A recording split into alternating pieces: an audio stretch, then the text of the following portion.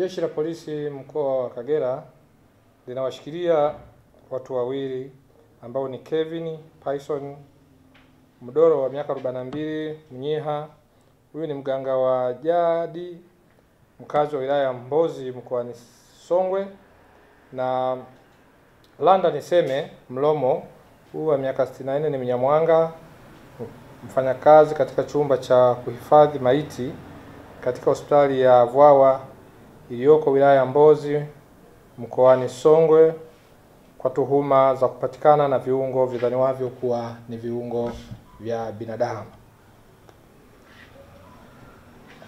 Mnamo tarehe 27 Januari 2025 majira ya jioni katika manispaa ya Bukoba mkoa wa Kagera, Kevin Payson Mdoro alikamatwa katika nyumba ya kulala wageni iliyoko Kibeta akiwa na viungo vilivyodhaniwa kuwa ni vya binadamu, ambapo alikamatwa na mfupa mmoja wa taya la binadamu, kipande cha moyo wa binadamu, kipande cha sehemu za siri za mwanamke, kipande cha kondo la nyuma la tumbo la uzazi la mwanamke.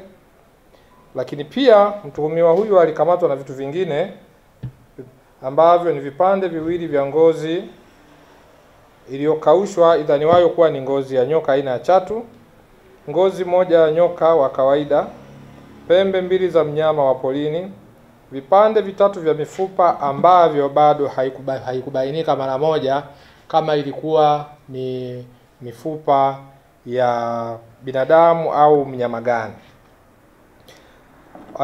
Baada ya kuhojiwa, alieleza kwamba vifaa hivyo yeye huvitumia kwenye shughuli zake za uganga wa jadi.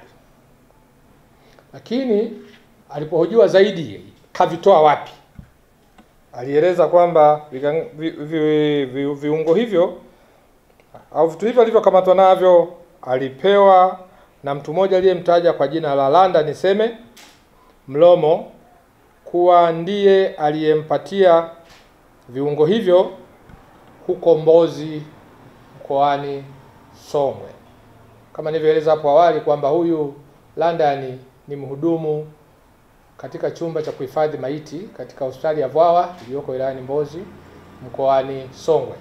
Kufuatia taarifa hiyo iliyopatikana kwenye mahojiano hayo, basi taratibu za kumkamata Landa kule mkoani Songwe zilifanyika, akakamatwa na akaletwa hapa tayari kwa hatua sahihi za kisheria.